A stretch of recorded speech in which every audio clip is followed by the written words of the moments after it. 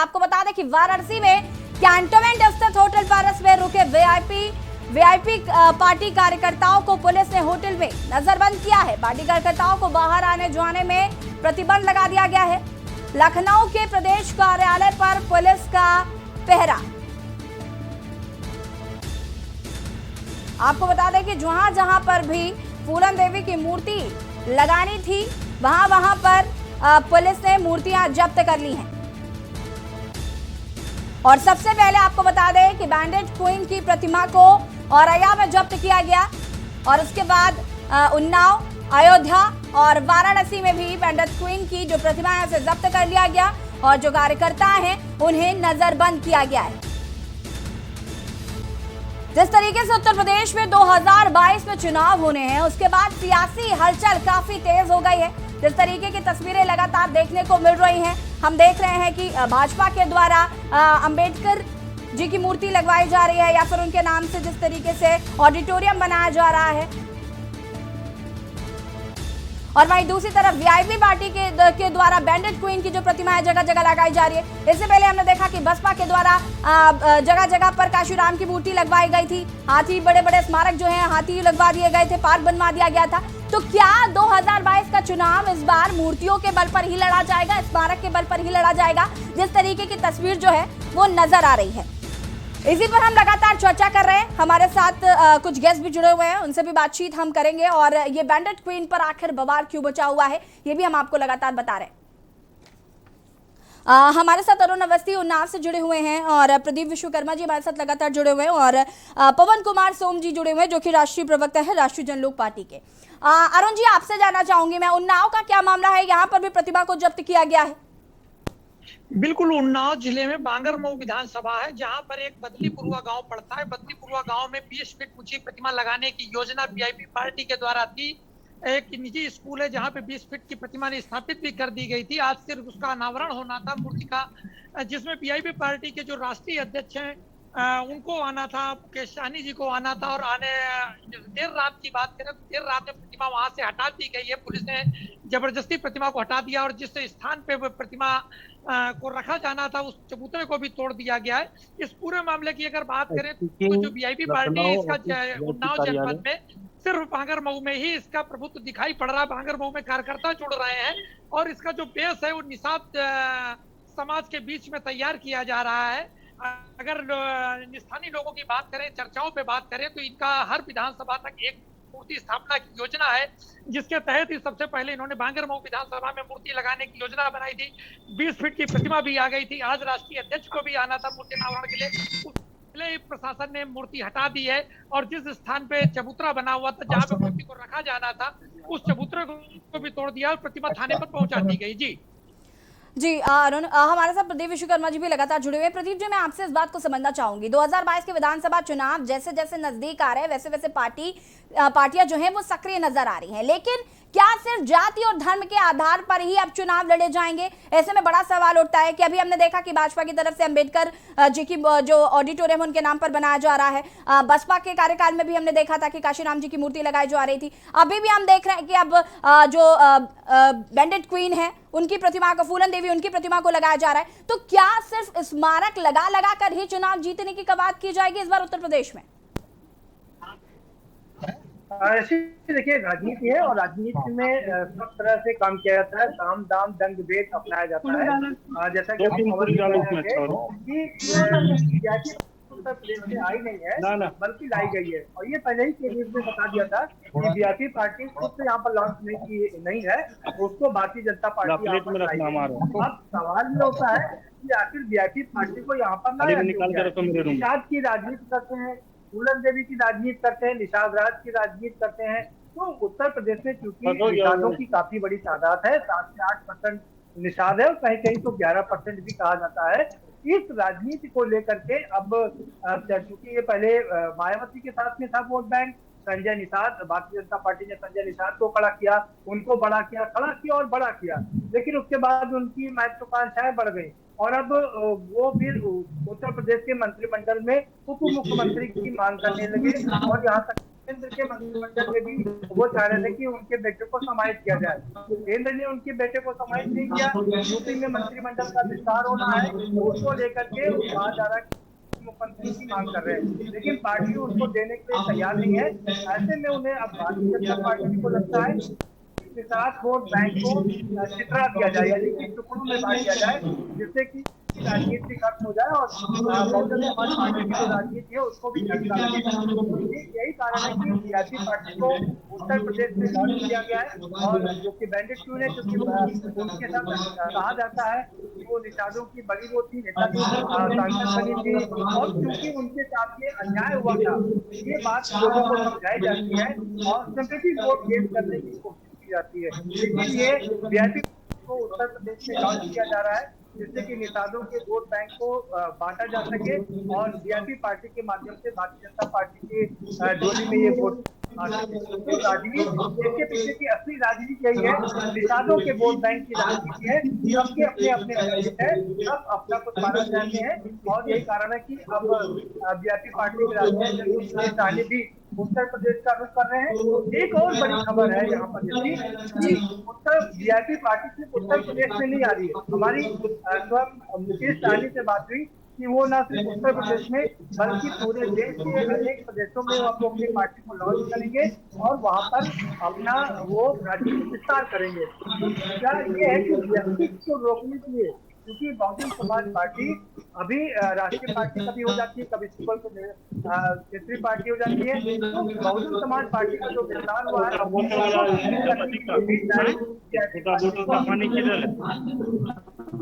जी आप बिल्कुल प्रदीप जी, आप सभी हमारे साथ बने रहिए, अभी चर्चा को आगे और बढ़ाएंगे। यहाँ पर हम बात कर रहे हैं किस तरीके से बैंडेड क्वीन की प्रतिभा को लेकर बवाल मचा हुआ है, और क्या इस बार उत्तर प्रदेश में सिर्फ स्मारक के बल पर चुनाव लड़ा जाएगा। चर्चा इसी पर फिलहाल वक्त हो गया छोटे से ब्रेक का, चल हाजिर होते हैं। आप देख रहे हैं के न्यूज, खबरों का सारथी।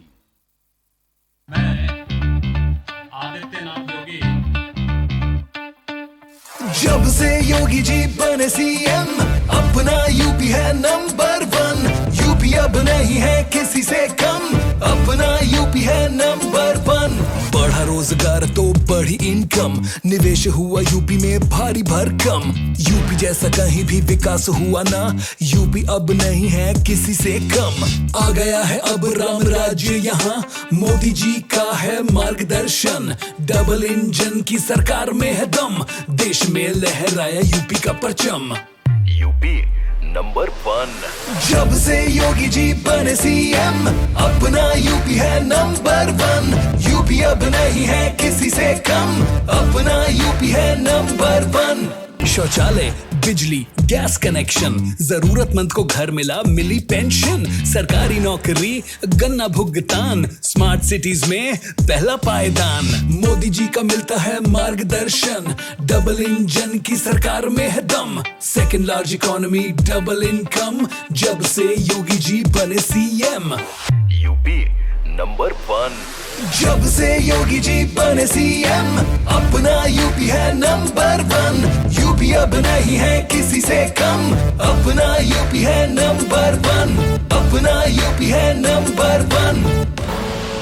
आप देख रहे हैं के न्यूज, खबरों का सार। ब्रेक के बाद एक बार फिर से आप सभी का स्वागत है, और यहाँ पर हम बात कर रहे हैं बैंडेड क्वीन पर बवाल, और इसी से जुड़ी हुई आपको नौ से खबर बता देते हैं। फूलन देवी की मूर्ति को जब्त किया गया है। एक निजी विद्यालय में लगने के लिए मूर्ति आई थी और इसे जब्त किया गया। मूर्ति लगने की सूचना पर मौके पर पहुंची पुलिस।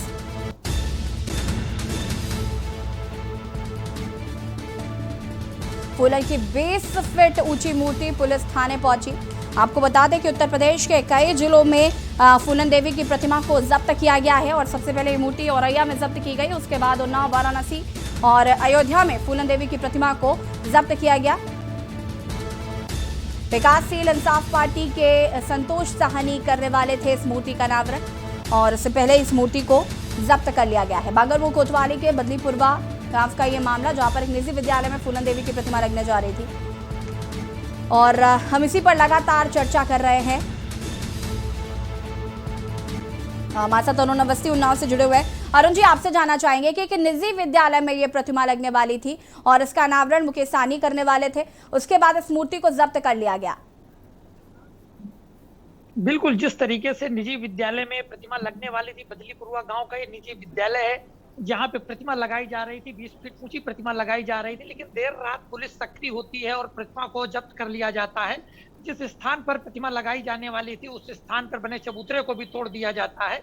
इस पूरे मामले में स्थानीय स्तर पर अगर बात करें तो बांगरमऊ में निषाद समाज के लोगों की संख्या अधिक है, लोधी बिरादरी की संख्या अधिक, और इन्हीं दोनों बिरादरियों के बीच में जो ये पार्टी है, वीआईपी पार्टी, इनके बीच में काम कर रही है और इनके बीच में बता रही है कि जो फूलन देवी थी वो वीरांगना थी, मनुवादी व्यवस्था के खिलाफ थी और सामंतवादी ताकतों से लड़ रही थी।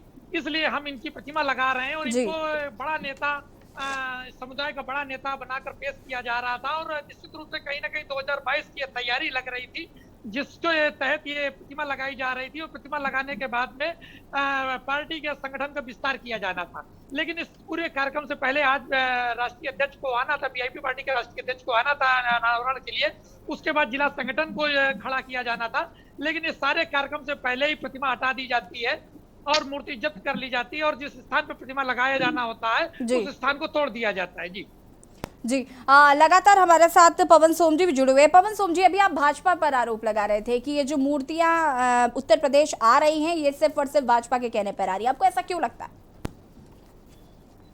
जी, असल में आप एक छोटा सा और इंसिडेंट से आप समझ जाएंगे मेरी बात से जी, कि जिस तरह से वीआईपी पार्टी ने उत्तर प्रदेश में अपने राजनीतिक मंसूबों को जो आगे बढ़ाते हुए जिस तरह से मूर्तियां लगाई हैं जी, उन मूर्तियों के बारे में सारी जानकारी भाजपा के सभी लोगों को रहती है। उसका एक सबसे बड़ा प्रमुख कारण क्या है मैं आपको बताऊं कि इतनी बड़ी बड़ी मूर्तियां जब आ रही थी जी, तो या बाकी तंत्र को नहीं पता, सबको पता था, लेकिन वहां क्यों उसको रात में लगने दिया गया? क्योंकि जब लगेगी और उसको हटाया जाएगा तो उसके बाद बवाल होगा तो सारा का सारा जो निषाद समाज है वो वीआईपी पार्टी की तरफ चला जाएगा। लेकिन मैं एक बात और कहना चाहता हूँ इसमें यहाँ पर कि फूलन देवी की ही मूर्ति क्यों लगाना चाहते हैं? फूलन देवी कोई ऐसी महापुरुष नहीं रही कि जिन्होंने अच्छे काम किए थे। भाई वो अगर उन्होंने, उनके लोग कहते हैं कि भाई उनके साथ बलात्कार हुआ, अगर उनके साथ बलात्कार हुआ था तो बलात्कार के लिए जो उसमें आरोपी थे एक भी व्यक्ति को फूलन देवी जी ने नहीं मारा है। जिन 20 लोगों की हत्या हुई थी उनमें दलित समाज के लोग थे 2, एक मुस्लिम समाज के व्यक्ति थे जिनका नाम नजीर अहमद करके था। तो आप देखिए कि उन्होंने जो हत्याएं करी मुस्लिम समाज के लोगों करी और दलित समाज के लोगों करी, राजपूत समाज के लोगों को भी उन्होंने मारा, लेकिन किसी भी एक ऐसे व्यक्ति को नहीं मारा जो व्यक्ति उनके उस बलात्कार में या उनके साथ जो घटना हुई थी उसमें कोई शामिल रहा हो। तो ये जो सारी चीजें हैं जानबूझ करके उनको महापुरुष या उस श्रेणी में इसलिए वीआईपी लाना चाहती है। उनको पता है कि राष्ट्रवादी जनलोक पार्टी जो है उसको वो बदनाम करना चाहते हैं कहीं ना कहीं, और जानबूझ करके भारतीय जनता पार्टी इस पूरे षड्यंत्र के पीछे है। वीआईपी पार्टी को यहाँ लाने में उसका बहुत बड़ा योगदान है और संजय निषाद को भी वो नुकसान पहुंचाना चाहते हैं जो उनके साथ आना चाहते थे। और लेकिन अब क्योंकि निषाद समाज के जो पार्टी है संजय निषाद जी, उन्होंने बड़ी डिमांड करी थी, इसलिए अब उनके पीछा छुड़ाना चाहते हैं। जी प्रदीप जी, इस पूरे वाक्य को मैं आपसे समझना चाहूंगी कि जिस तरीके से अब भाजपा पर आरोप लग रहे हैं कि भाजपा ही वीआईपी पार्टी को उत्तर प्रदेश लेकर आई है, इसको लेकर आपको क्या कहना है कि क्या वाकई भाजपा ये एक इस्तेमाल करना चाहती है वीआईपी पार्टी को? बिल्कुल, देखिए सोम जी की बात आधी सच है और आधी असत है। मैं आऊंगा सोम जी, जैसे सवाल किससे था ये? जी आपसे, प्रदीप जी आपसे जवाब चाहूंगी मैं इसका। जी देखिए सोम जी की बात में 2 चीजें हैं। सोम भी राजनीतिक खिलाड़ी है, मुझे लगता है राजनीति के माहिर खिलाड़ी हैं। उन्होंने बड़े साफ गोई से बता दिया कि भारतीय जनता पार्टी इसके पीछे है। हो सकता है उनका हाथ हो, क्योंकि इस बात में कोई शक नहीं है इतनी बड़ी मूर्तियां कैसे आ गई, कैसे स्थापित हो गई, क्या शासन प्रशासन को इसकी भनक तक नहीं लगी। इससे साफ जाहिर है कि उनको ये पता था और ये पूरा होने दिया गया। होने के बाद इसको रोकने की कोशिश की गई जिससे कि ये पूरा मामला लाइमलाइट में आए चर्चा में आए और बीजेपी पार्टी को इसका माइलेज मिले। वहां तक की बात उनकी बिल्कुल, सोम जी की बात बिल्कुल सही है, लेकिन सोम जी अपनी राजनीति को दूसरी तरीके से यहाँ पर चमकाना चाह रहे हैं। तो फूलन देवी क्योंकि एक उनके लिए ये कहा जाता है कि एक दर्द उभरता है कि जब उनके लिए कहा जाता है कि उनके साथ बलात्कार हुआ, उनके साथ प्रताड़ना हुई, और ऐसे में वो चली जाएगी बीजेपी पार्टी की तरफ, तो वो देखने की बात, क्योंकि सोम जी ने बहुत अच्छी तरीके से ये बता दिया कि 3 बातें बहुत महत्वपूर्ण बताई। एक, उन लोगों की हत्या नहीं हो पाई जिन्होंने उनके साथ में बलात्कार किया या रेप किया। दूसरी, जो लोग मारे गए थे उसमें 2 दलित थे, यानी कि दलित इस मुगालते में न रहे कि फूलन देवी सिर्फ ठाकुरों को मारती थी या दूसरे लोगों को मारती थी, उन्होंने दलितों की भी हत्या की। एक और बहुत महत्वपूर्ण चीज उन्होंने उसमें जोड़ी कि उसमें एक मुस्लिम भी मारा गया, यानी कि मुस्लिम भी होशियार हो जाए, क्योंकि मुस्लिम भी उनके हितधारी नहीं है।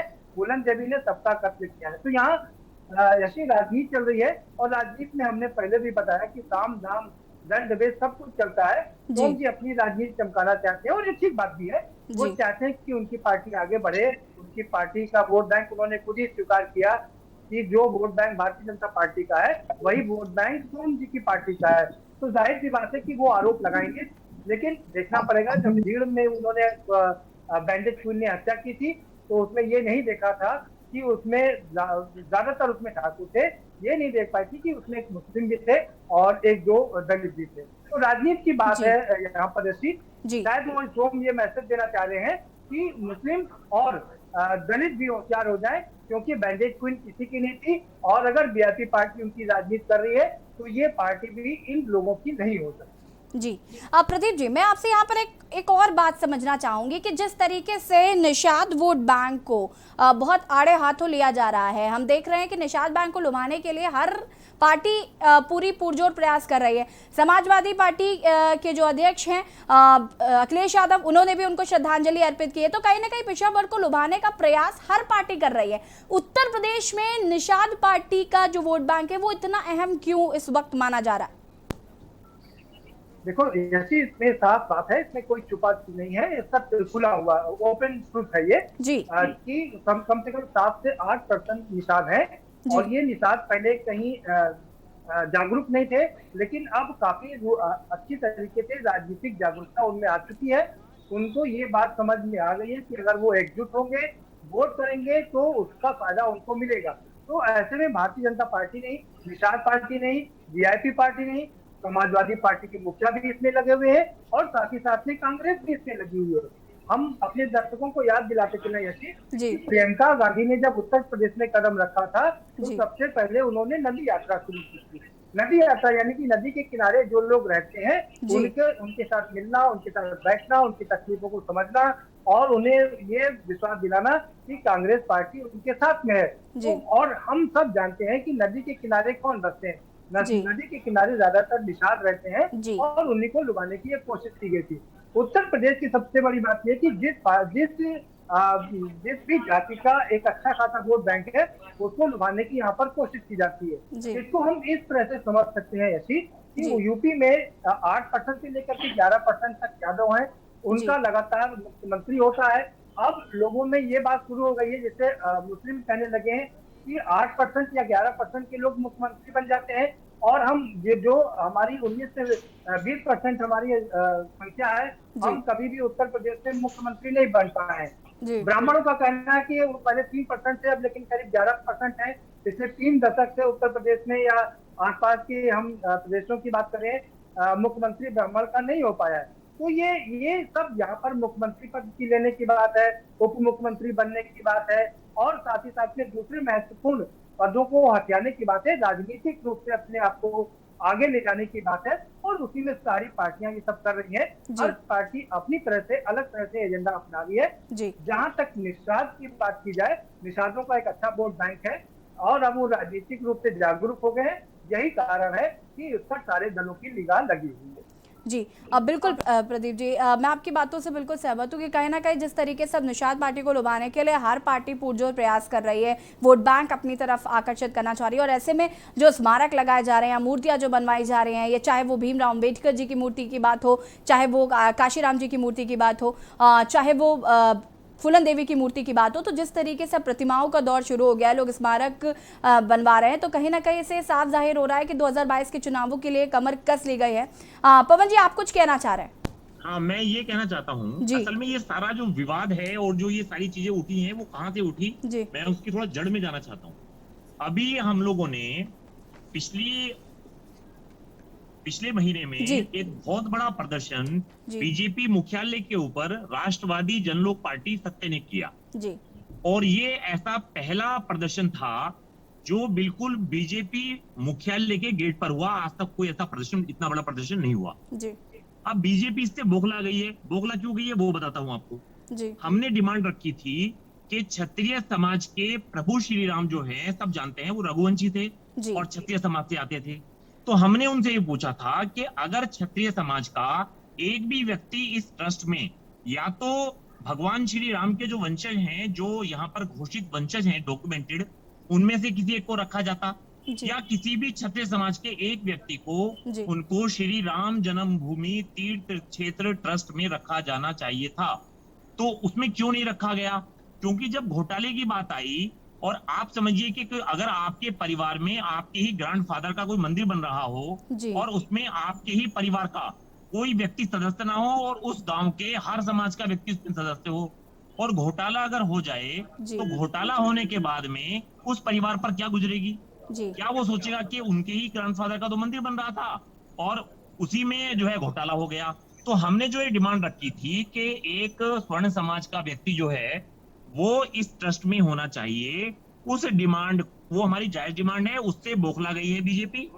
अब बीजेपी को ये नहीं सूझ रहा कि वो क्या करे, तो इस वजह से उन्होंने निषाद समाज के जो व्यक्ति हैं उनको पार्टी में उन्होंने कहा कि भाई आप आवाज को उठाइए अपनी और फूलन देवी जी की बात करिए, ताकि कहीं ना कहीं जो है शेर सिंह राणा जी के बारे में बात उठी। तो ये जो पूरा का पूरा मामला है वो केवल राजनीतिक तौर पर तूल दिया जा रहा है। और अब निषाद समाज, क्योंकि निषाद समाज की जो पार्टी है वो यहाँ बड़ी मजबूत है, तो निषाद समाज क्योंकि अब बीजेपी के साथ नहीं है निषाद पार्टी, इस वजह से वीआईपी को अब ये पिक्चर में लेकर आना चाहते हैं। इनका मकसद बीजेपी का केवल यहाँ पर अन्य पार्टियों को लाकर उनका वोट बैंक पे कब्जा करना, केवल यही रह गया है। और जातिगत जितनी भी पार्टियां हैं, जाति आधारित पार्टियां, उन सारी पार्टियों को ये एक एक करके बढ़ावा दे रहे हैं। और ऊपर से कहा जाता है कि बीजेपी जातिगत पार्टियों को खत्म करना चाहती है, या जातिगत आधारित जो मामला है उसको खत्म करना चाहती है, विकास की ओर जाना चाहती है। लेकिन ये कैसा विकास का मामला है कि जितनी भी जाति आधारित पार्टियां हैं उन पार्टियों को बढ़ावा दिया जा रहा है बीजेपी के द्वारा। एनडीए में जितनी भी जाति आधारित पार्टियां हैं सबको रखा जा रहा है ला करके। इनके पास उत्तर प्रदेश में कुछ नहीं है तो बिहार से ले आओ चलो।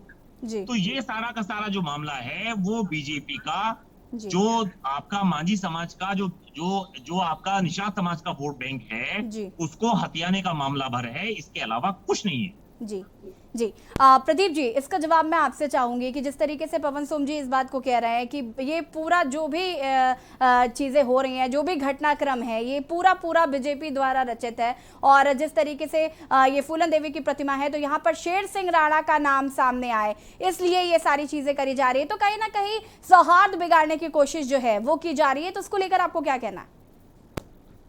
देखिए, पवन जी की बात से एक बात से मैं पूरी तरीके से सहमत हूँ और उन्होंने अच्छी बात उठाई कि वंशज है उनके, और उनकी जब ये राम मंदिर बन रहा है तो उस ट्रस्ट में उनको क्यों नहीं रखा गया? ये सवाल बहुत ही वाजिब है उनका, वो रखा जाना चाहिए, क्यों नहीं रखा गया?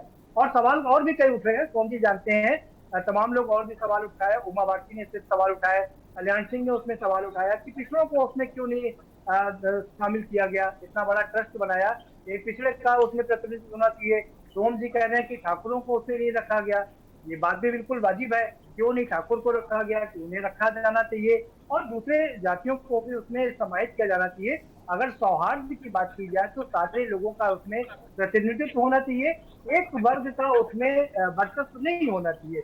लेकिन अभी ये देखा जा रहा है, जैसा सोम जी भी कह रहे हैं, उसमें एक वर्ग का वर्चस्व है, बाकी लोगों को उससे बाहर कर दिया गया है। और क्योंकि ये बार बार आरोप लगते रहे हैं कि निषाद राज दलित भगवान राम के इतने नजदीक है, उन्होंने केवट ने उनको नदी पार करवाई, तब भगवान राम जाकर के रावण पर जीत दर्ज करा पाए, तो क्यों नहीं उनको उसमें शामिल किया गया। और इसको लेकर के तमाम सवाल उठते रहे और ये भी सवाल उठे कि देश के राष्ट्रपति क्यों को उसमें शामिल क्यों नहीं किया गया, देश के राष्ट्रपति को रामलला के दर्शन क्यों नहीं कराए गए। और इसका जवाब देने के लिए भारतीय जनता पार्टी ने रणनीति तैयार करनी है और जो स्पेशल ट्रेन है उस स्पेशल ट्रेन के मार्फत उनको माध्यम से उनको अयोध्या लाया जाएगा, उनको बाकायदा रामलला के दर्शन कराया जाएगा, जिससे लोगों को जवाब दिया जा सके कि देखिए नहीं, रामलला सबके हैं, सब जातियों के हैं, सब धर्मों के हैं, वो किसी से कोई अलग नहीं है। ये होगा भारतीय जनता पार्टी का जवाब। लेकिन एक सवाल अभी भी वही का वही बना रहता है जो सोम जी ने उठाया, उसमें दूसरे लोगों को समाहित क्यों नहीं किया गया, उसमें एक वर्ग का वर्चस्व क्यों है, क्यों नहीं क्षत्रियों को उसमें शामिल किया गया, क्यों नहीं पिछड़ों को उसमें शामिल किया गया, क्यों नहीं उसमें दलित का एक प्रतिनिधित्व दिया गया। ये सवाल अपनी जगह पर अभी भी बना हुआ है।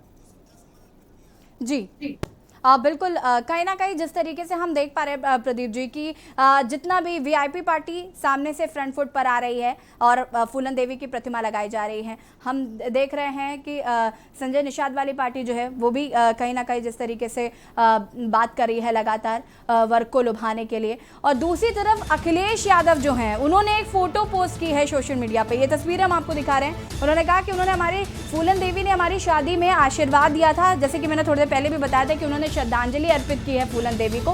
तो कहीं ना कहीं फ्रंट फुट से फूलन देवी को लेकर राजनीति तो चल ही रही है, बैक फुट से अखिलेश यादव भी अब इसका हिस्सा बन गए।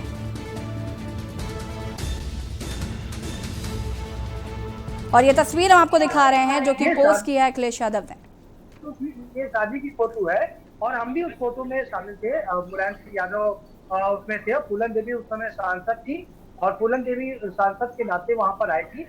हम सब जानते हैं कि मुलायम सिंह यादव ही वो व्यक्ति हैं जिन्होंने फूलन देवी को वहां से उठा करके सांसद तक, संसद तक पहुंचाया था, उनको सांसद बनाया था। और जब अखिलेश की शादी हुई थी तो आप ये फोटो देखेंगे, इसमें साफ दिखाई दे रहा कि वो दोनों को आशीर्वाद देती हुई नजर आ रही। वो सांसद थी, सांसद की हैसियत से यहाँ पर आई थी। तो शायद अखिलेश यादव ये दिखाना चाहते हैं, ये जताना चाहते हैं, ये बताना चाहते हैं कि फूलन देवी उनके सबसे ज्यादा नजदीक नहीं है, उनकी पार्टी की सांसद रही है, मुलायम सिंह यादव ने ही उनको बढ़ाया है। ऐसे में वो सबसे बड़े हितैषी हैं निषाद समाज के और निषाद समाज को ये भूलना नहीं चाहिए। ये शायद ये बात अखिलेश यादव याद दिलाना चाहते हैं। ये फोटो उन्होंने ट्वीट की है, ये बहुत उनकी पार्टी की तरफ से तमाम फोटो भी दिखाई जा रही है कि शायद निषादों के असली हितकारी समाजवादी पार्टी है। लेकिन हमने अभी जैसा थोड़ी देर पहले बताया कि कांग्रेस पार्टी भी इसमें लगी हुई है।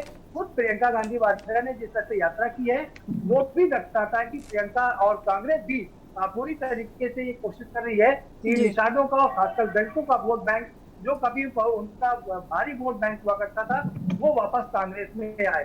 तो राजनीतिक पार्टियां एक अपने इस दलित वोट बैंक पर, खास करके निषाद वोट बैंक को अपनी ओर समेटने की तमाम कोशिश कर रही है और उसी कवायद में ये सारी राजनीतिक उठापटक आज देखने को मिल रही है। हम आगे की कुछ चीजें बता दें ऐसी आपसे। 2 बजे खुद वीआईपी के राष्ट्रीय अध्यक्ष को एयरपोर्ट पहुंचना है, वहां पर उनको बंद करने की पूरी तैयारी कर दी गई है। उसके अलावा अगर ऐसा वो कुछ नहीं वहां पर कर पाते हैं, वो बनारस नहीं आ पाते हैं, तो 3:30 बजे वो प्रेस कॉन्फ्रेंस करेंगे। बाकी लोग भी अलग अलग जगह पर प्रेस कॉन्फ्रेंस करेंगे और बताएंगे कि कैसे सरकार ये उनको अपना कार्यक्रम नहीं करने देना चाह रही है।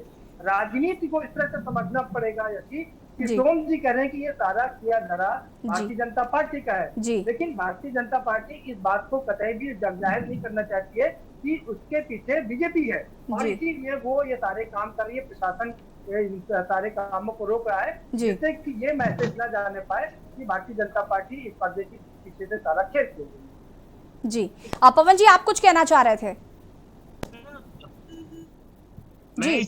जी पवन जी। ये है कि आप अगर निषाद समाज को किसी ने सम्मान देने का काम किया है तो वो हमारी पार्टी ने किया है। जी उसका मैं आपको उदाहरण देता हूँ। जी जो फूलन देवी जी की बहन है मुन्नी देवी जी, जी वो हमारी इस पार्टी की संस्थापक सदस्य हैं। जी उन्होंने ही इस पार्टी को बनाने में बहुत बड़ी भूमिका निभाई है। क्या लड़ा था हम अरुणा बहन की, जो कश्मीर से आती हैं, जी तो उन्होंने भी चुनाव लड़ा था। तो आप देखिए कि हमने तो इस समाज की अपनी बहनों को, अपने इनके निषाद समाज के भाइयों को, भाई बहन हैं वो हमारी पार्टी के साथ पूरी तरह से खड़े हैं। मुन्नी देवी जी उसका बहुत बड़ा उदाहरण है। जी हमारे साथ लगातार उन्नाव से हमारे संवाददाता अरुण भी जुड़े हुए हैं। अरुण, आपसे जानना चाहेंगे कि किस तरीके से वहां पर प्रशासन अलर्ट है, क्योंकि कहीं ना कहीं मूर्ति हटवा दी गई है, नजरबंद भी किया गया है कुछ कार्यकर्ताओं को, तो किस तरीके से प्रशासनिक अधिकारी जो हैं वो अलर्ट मोड पर हैं, किसी तरीके की कोई हिंसा ना हो, क्योंकि विरोध जरूर होगा।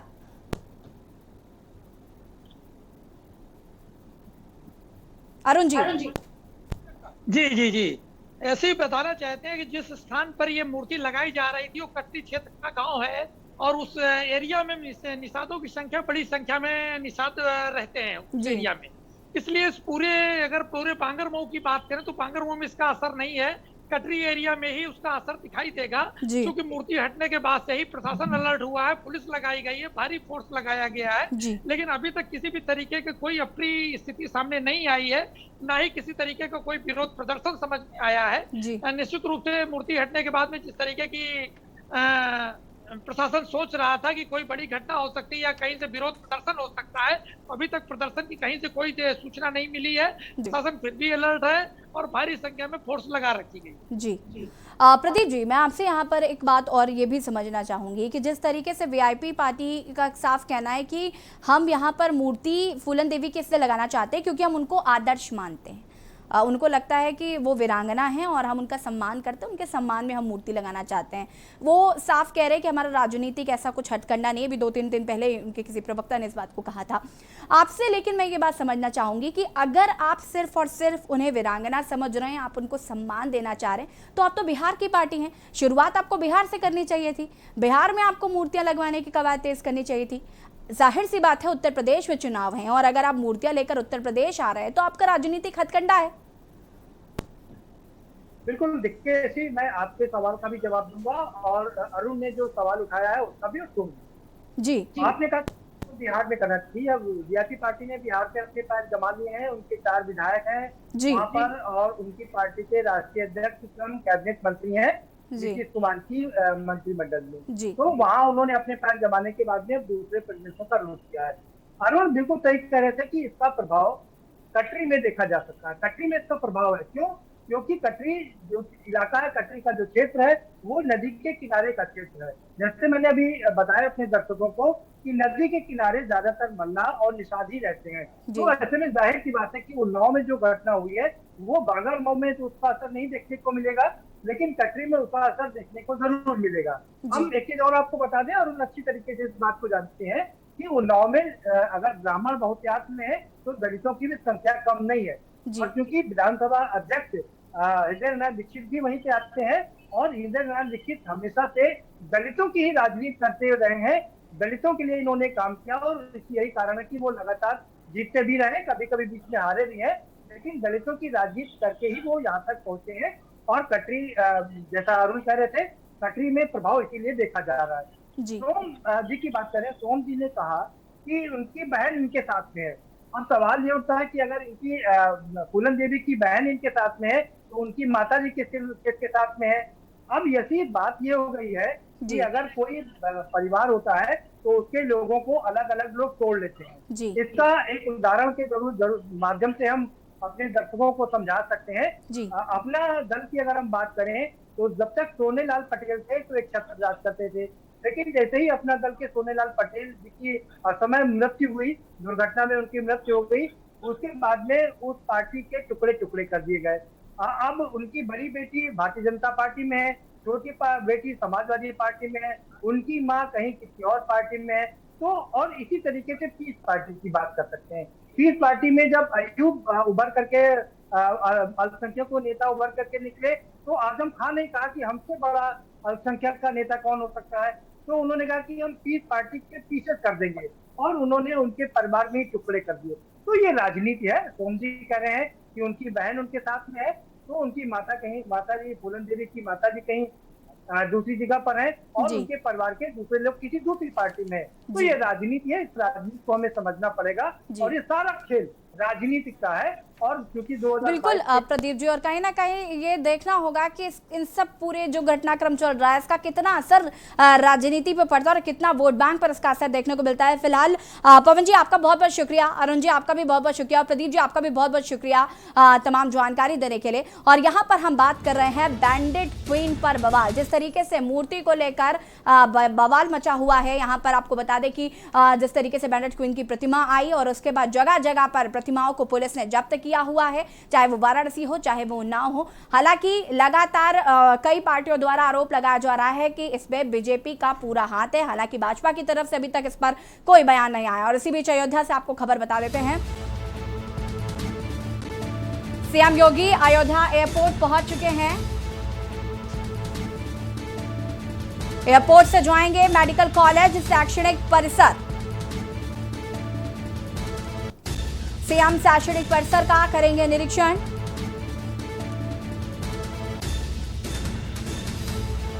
सीएम योगी पहुंचे अयोध्या एयरपोर्ट।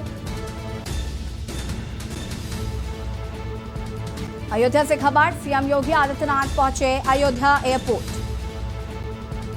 एयरपोर्ट से जाएंगे मेडिकल कॉलेज शैक्षणिक परिसर।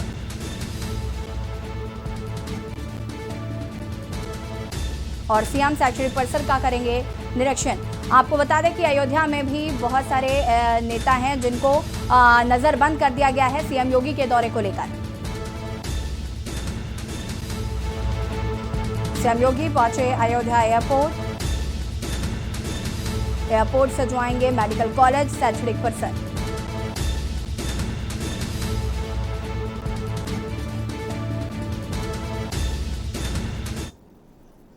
और अयोध्या से एक और बड़ी खबर आपको बता देते हैं। अयोध्या से एक और बड़ी खबर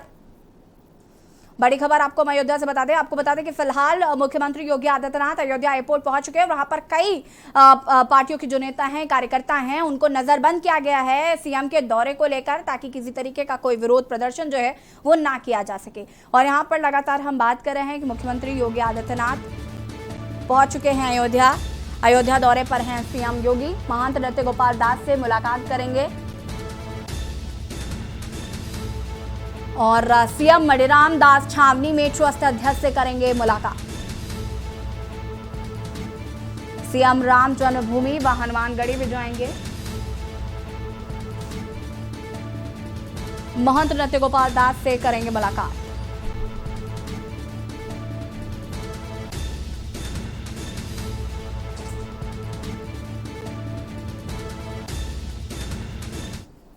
और बैंडेड क्वीन पर बवाल में बस इतना ही। देखते रहिए के न्यूज़ इंडिया। नमस्कार।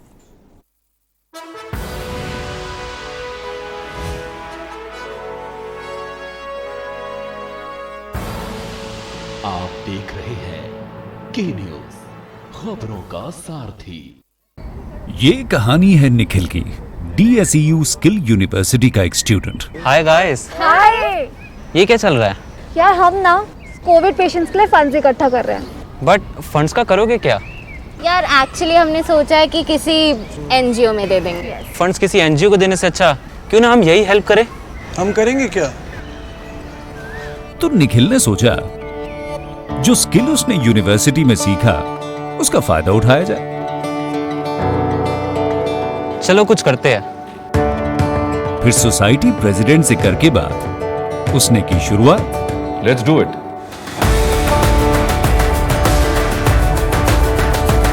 जो भी स्किल उसने अपने कोर्स में पाया उसे अपनाया।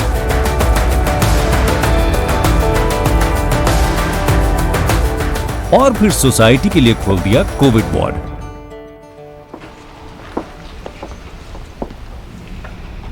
Well done Nikhil.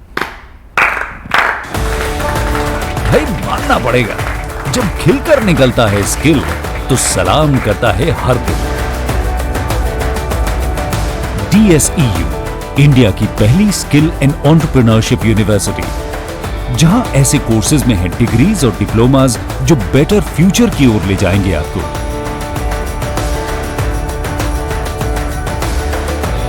तो एडमिशन के लिए अप्लाई कीजिए।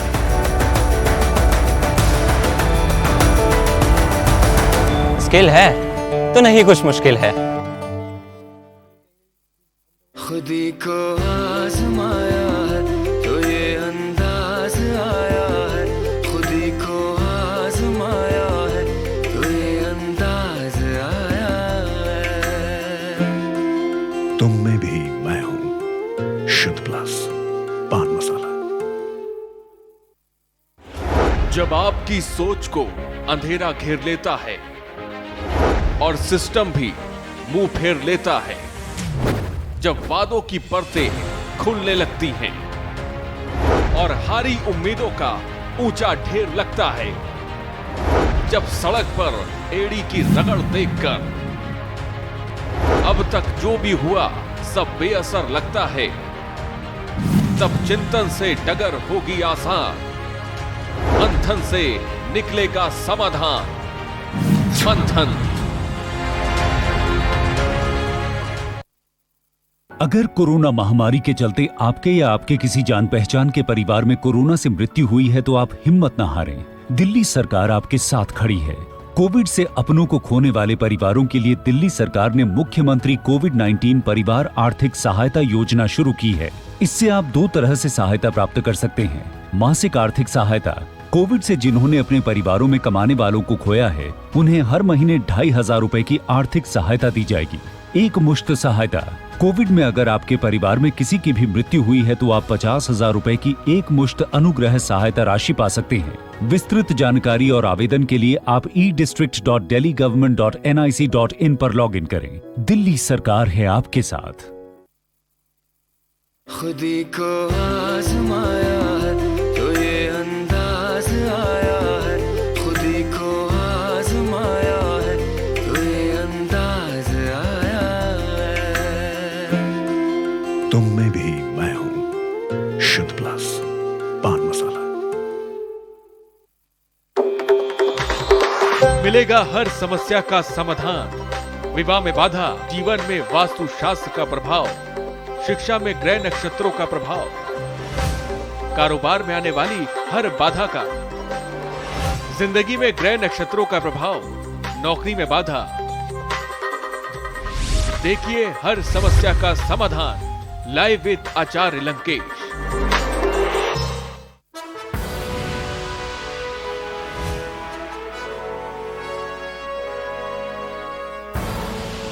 आप देख रहे हैं के न्यूज, खबरों का सार। नमस्कार, के न्यूज पर आपका स्वागत।